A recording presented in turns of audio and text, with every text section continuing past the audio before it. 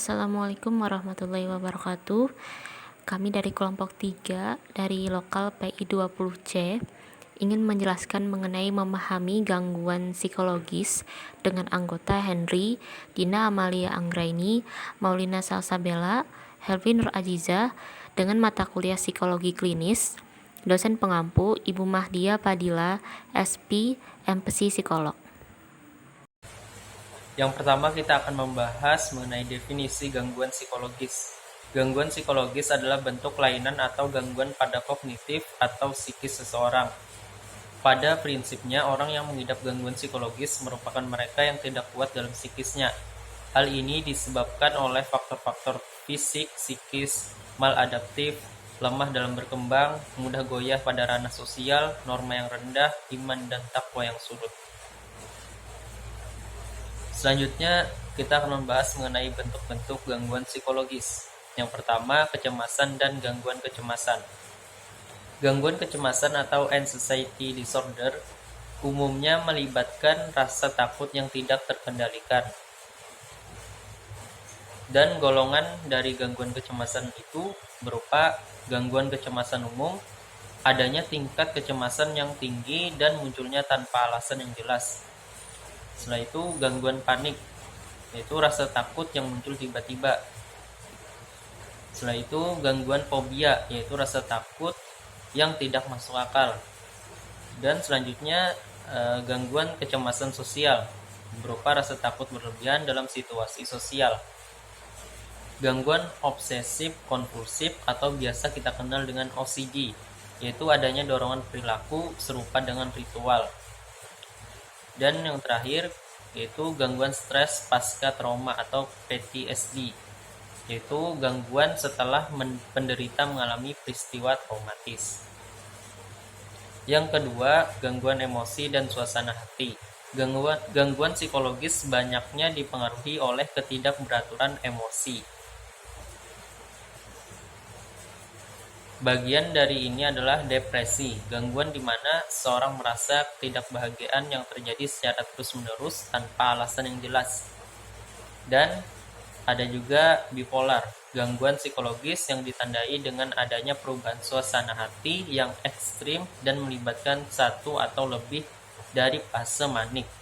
Manik ini bisa kita artikan euforia yang sangat tinggi.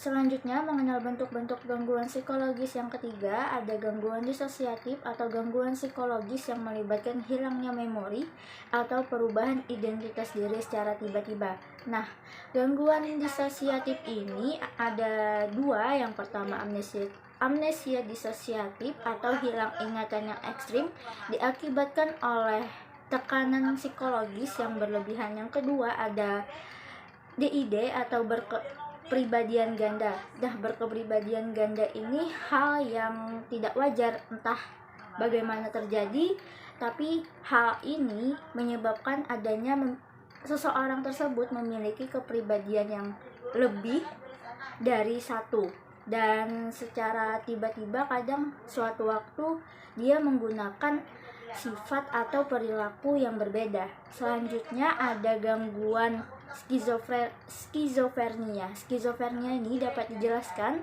kalau kondisi psikologisnya terpisah sepenuhnya dengan realita. Penderita ini mempunyai jalan berpikir yang tidak terorganisir, atau lebih singkatnya bisa dijelaskan kalau skizofrenia ini susah membedakan yang mana secara halusinasi, yang mana secara realita. Dan dalam skizofrenia ini ada simptom atau gejala skizofrenia terbagi menjadi tiga. Yang pertama ada simptom positif. Simptom positif ini perluasan dari fungsi normal seperti halusinasi, delusi, gangguan pikiran, dan gangguan pada gerakan. Lalu yang ketiga ada simptom negatif, ini penarikan diri pada sosial. Lalu yang ketiga, simptom kognitif ini penurunan fungsi berpikir. Dan selanjutnya ada gangguan psikologis, yaitu gangguan kepribadian, yang mana gangguan kepribadian ini gangguan pola perilaku kognitif atau behavioral yang kronis dan maladaptif atau yang berbahaya. Kemudian itu ada macam-macam gangguan kepribadian adalah sebagai berikut. Yang pertama itu ada paranoid. Jadi gangguan ini dipenuhi dengan kecurigaan dan ketidakpercayaan kepada orang lain, sehingga orang memiliki gangguan ini akan selalu curiga terhadap gerak-gerik orang lain. Kemudian yang kedua ada skizoid. Jadi gangguan ini memiliki minat yang rendah terhadap hubungan interpersonal. Jadi interpersonalnya adalah aktivitas komunikasi terhadap orang lain, sehingga gangguan ini dapat mengakibatkan orang malas untuk berbicara, berdiskusi, ataupun menyampaikan ide pada orang lain. Kemudian yang ketiga itu schizotypal. Jadi rasa ketidaknyamanan pada interpersonalnya atau lawan bicaranya lalu menyebabkan terisolasinya secara sosial.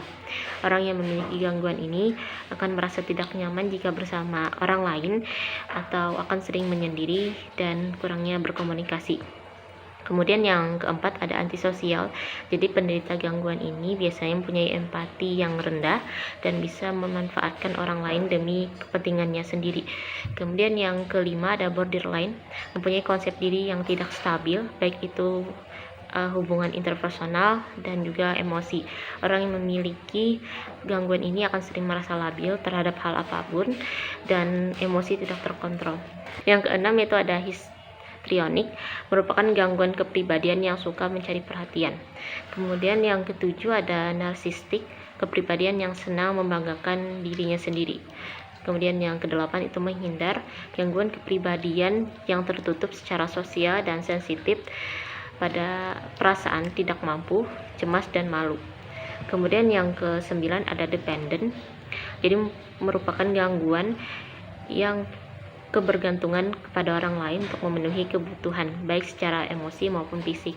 Jadi orang yang memiliki gangguan ini akan selalu merasa tidak mampu untuk melakukan hal apapun, sehingga dia selalu mengharapkan atau meminta bantuan orang lain. Kemudian yang ke-10 yaitu yang terakhir, obsesif kompulsif, adalah penderita yang biasanya sangat patuh terhadap moral dan sangat teratur dalam kehidupan sehari-hari, atau yang sering disebut dengan OCD. Kemudian itu ada cara memahami penggolongan gangguan kejiwaan menurut DSM-4-CR atau DSM-5. Jadi DSM itu adalah Diagnostic and Statistic Manual of Mental Disorder. Jadi di DSM-5 ini memiliki 5 eksis gangguan, yaitu yang pertama eksis 1. Gangguan ini berisi sindrom klinis yang secara luas memiliki bermacam-macam kelompok diagnostik yang dapat menyebabkan turunnya fungsi dan tertekannya individu. Contohnya seperti gangguan perkembangan motorik pada anak, gangguan mental, dan lain sebagainya. Kemudian yang kedua, eksis 2, gangguan yang berhubungan dengan kepribadian, ciri kepribadian yang menonjol, dan retardasi mental yang dapat merusak hubungan sosial. Contohnya seperti OCD, di mana seseorang akan sangat teratur dalam kehidupan sehari-harinya. Kemudian yang ketiga itu ada eksis 3, kondisi-kondisi medis umum mengenai penyebab gangguan dan juga pengobatan mental individu. Contohnya seperti penyakit atau gangguan hipotiroid yang disebabkan oleh depresi berat. Kemudian mengenai pengobatan, apakah obat untuk orang yang mengalami penyakit jantung dapat digunakan oleh orang yang mengalami depresi. Kemudian yang keempat itu ada eksis 4, gangguan mengenai hal-hal sosial atau problem psikososial yang bisa dipercaya dapat mempengaruhi diagnosis atau penanganan suatu gangguan mental. Hal ini bisa berupa peristiwa negatif maupun positif. Contoh peristiwa negatif itu pemutusan kerja, dan untuk peristiwa positif itu dapat berupa mendapatkan pekerjaan.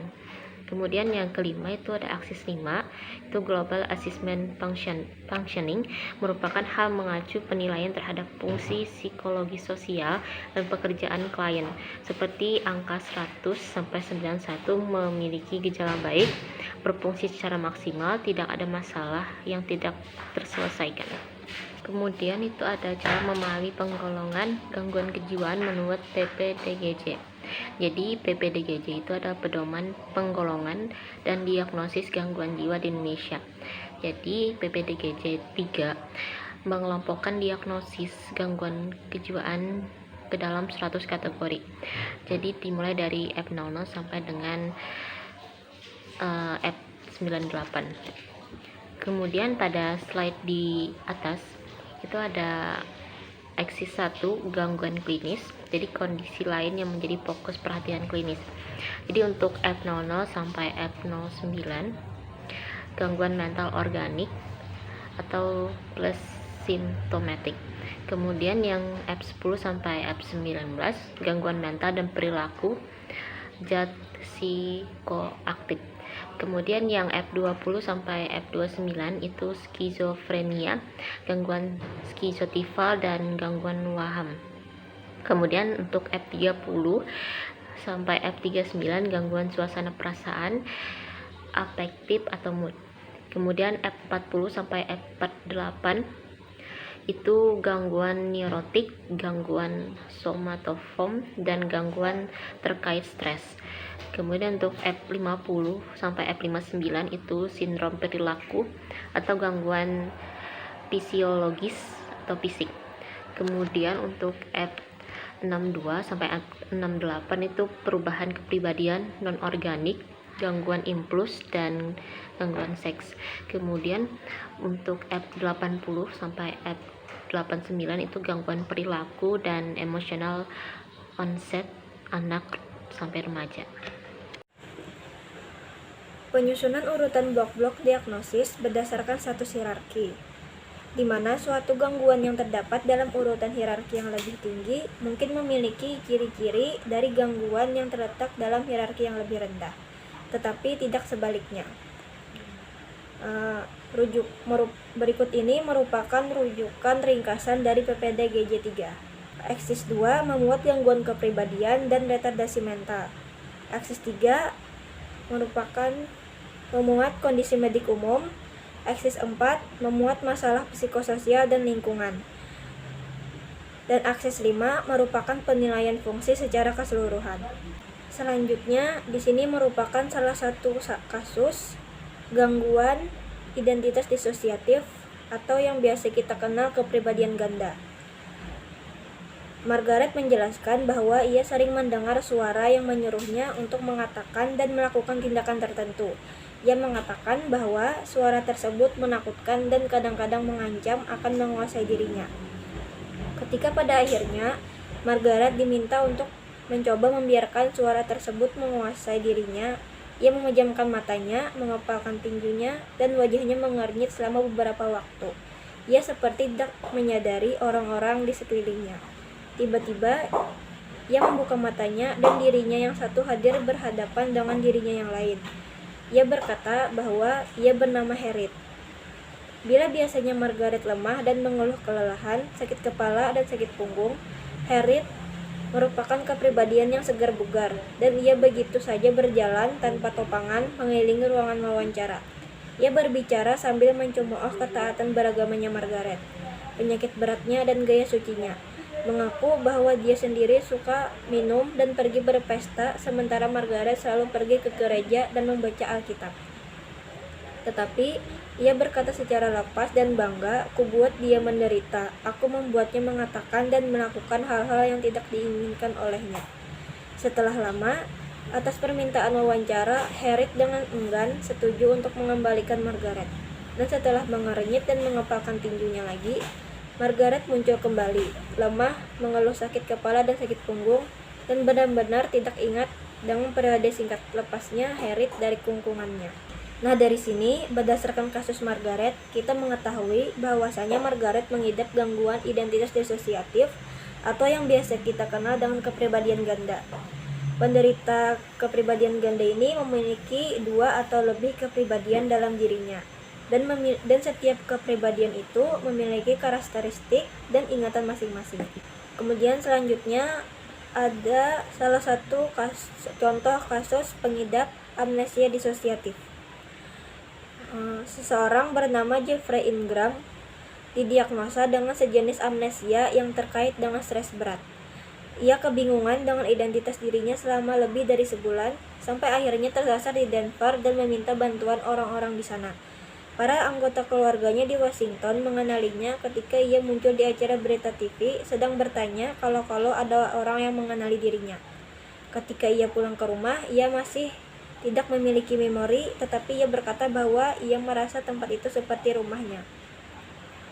Penderita amnesia disosiatif akan kehilangan ingatan tentang dirinya dan pengalaman hidupnya.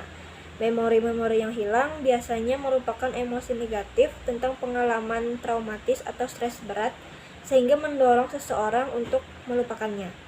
Hilangnya memori disebabkan oleh masalah psikologis. Sekian penjelasan dari kami. Kami memohon maaf jika ada kesalahan dalam penyampaian. Terima kasih. Semoga bermanfaat. Wabillahi taufiq wal hidayah. Wassalamualaikum warahmatullahi wabarakatuh.